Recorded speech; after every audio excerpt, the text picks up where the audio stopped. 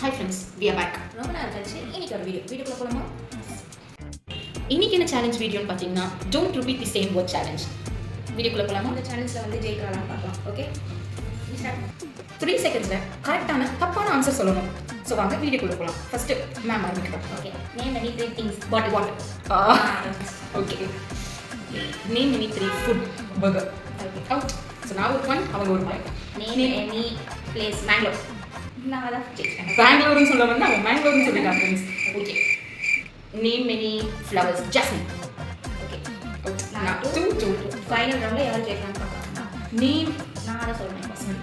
Name any animal. Monkey.